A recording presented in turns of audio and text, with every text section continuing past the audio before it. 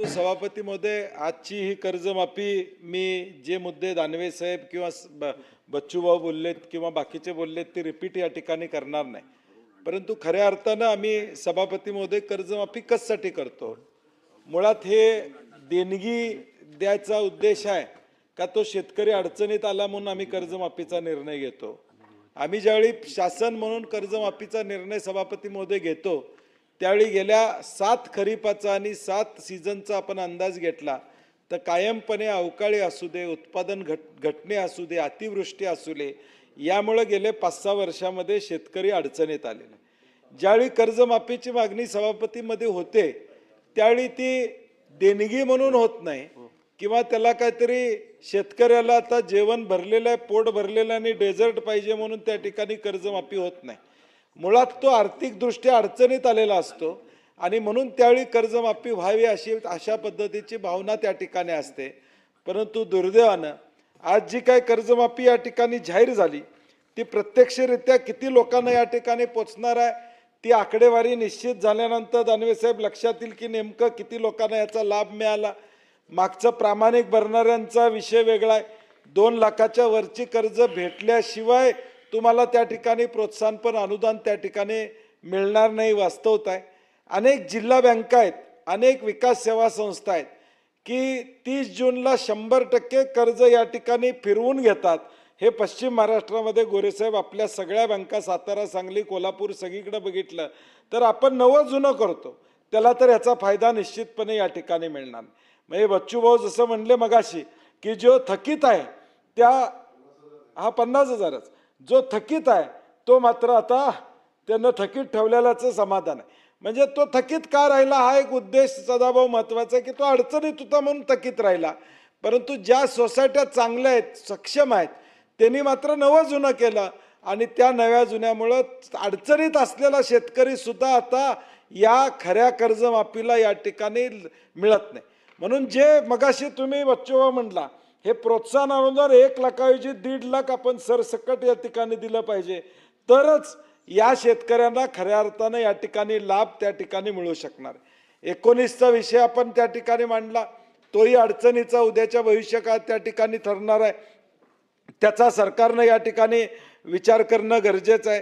कारण की 2019 मध्ये 12,71,000 शेतकऱ्यांना त्या ठिकाणी 50,000 रुपयेच्या मर्यादेचा विषय त्या ठिकाणी घालण्यात आलेला आहे. आणि म्हणून माझं म्हणणं सभापतीमध्ये एक आहे की मुळात सरकारनं धोरण ठरवलं पाहिजे. ही मी सातत्यानं म्हणतो ही देणगी आहे का मदत आहे? ही मदत असेल तर तुमच्या अटीलाही लागल्या पाहिजेत. मदत तुम्ही म्हणतात तुम्ही शेतकऱ्याला तुम्ही RBIला काय सांगणार आहे? तुम्ही या ठिकाणी ज्यावेळी तुम्ही बजेट मंजूर करता त्यावेळी काय सांगता की शेतकरी अडचणीत आहे म्हणून त्याला आम्ही कर्जमाफी त्या ठिकाणी देतो. मग तो अडचणीत असेल तर मग नियम आणि अटी कशाला तुम्ही या ठिकाणी लावता? त्या नियम आणि अटी लावल्या नाही पाहिजे ज्याचा उल्लेख बच्चूभाऊंनी केला. 25,000 रुपये पगारवाला माणूस यातनं तुम्ही काढलेला आहे. साधा आता ग्रामपंचायतला उभारला की माणूस तो अपात्र झालेला आहे. साधा मार्केट कमिटीला असेल, जिल्हा परिषदला या ठिकाणी असेल तो त्या ठिकाणी अपात्र झालेला आहे. ठीक आहे, तुम्ही उत्पन्नाची मर्यादा घाला, त्याचा उत्पन्नाचा दाखला घ्या, त्याच्या उत्पन्नाच्या दाखल्यावर त्या ठिकाणी घ्या. आता सभापती महोदय होम लोन घ्यायचं असेल तुम्हाला ITR भरावा लागतो. 0 रुपये असला तरी ITR भरायला लागतो. तुम्ही ITRची अट या ठिकाणी टाकलेली आहे. त्यामध्ये लाखो हजारो लोकांना यामुळं या गोष्टीतून अपात्र होणार. माझा मूळ मुद्दा सभापती महोदय असा आहे की तुम्ही हे नियम अटी लावू नका. तुम्ही जर अडचणीत आलेला शेतकरी त्याच्यासाठी या ठिकाणी केलं असेल तर मग सरसकट तुम्ही सगळ्यांना दिलं पाहिजे. 7/12 कोरा करतो म्हणून आम्ही तुमची भाषणं ऐकली, तो 7/12 काय कोरा त्या ठिकाणी होत नाही. आज अचानकपणे तुम्ही हा निर्णय या ठिकाणी घेतला. हा घेत असताना मी म्हणलं तसं नियमितवाल्यांना या ठिकाणी अडचण झाली. जे या अटीच्या माध्यमातून 67 रकाने हे सचिवाला भरायचे, सचिवांनी मध्ये गट सचिवांनी संप केला 31 तारखेपर्यंत भरायचे त्याच्या संदर्भात. आणि म्हणून एकूणच या सगळ्या कर्जमाफीचा जो काय शो आहे तो फक्त दाखवण्यासाठी शो आहे. आणि जर हे एकदम व्यवस्थित कर्जमाफी असं आपल्याला म्हणायचं असेल तर मग या जूनमध्ये 3 कमिट्या सरकारनं का नेमल्या या कर्जमाफीतल्या त्रुटी दूर करण्यासाठी? 3 समित्या नेमल्या की या कर्जमाफीतल्या त्रुटी दूर करण्यासाठी. मग तुमची कर्जमाफी फुल प्रूफ आहे तर या 3 कमिट्या नेमण्याची आवश्यकता या ठिकाणी काय होती? एका बाजूला अवकाळीचे पैसे तुम्ही अजून आम्हाला त्या ठिकाणी शेतकऱ्याला दिलेले नाहीत. आंबा उत्पादकाचा मोर्चा आला, 22,000 रुपये तुम्ही तटपंजी मदत देण्याची भूमिका या ठिकाणी स्वीकारलेली आहे. एका झाडाला 1,000-1,200 रुपये त्या ठिकाणी मिळतात अशी अवस्था त्या ठिकाणी. खताचे दर वाढलेले आहेत. या सगळ्या परिस्थितीमध्ये मग कांदा उत्पादक असू दे, आमचा काजू उत्पादक असू दे, किंवा आमचा ऊस उत्पादक असू दे, किंवा खरीपाचा सगळा उत्पादक असू दे, हा सगळा या विषयामध्ये अडचणीत आलेला आहे. दुसरं यामध्ये फ्लोरिकल्चर आणि हॉर्टिकल्चर असू दे, ग्रीन हाऊसेस, अशी जी ग्रीन हाऊसेस आणि हे धरलेलं नाही अशी माझी माहिती.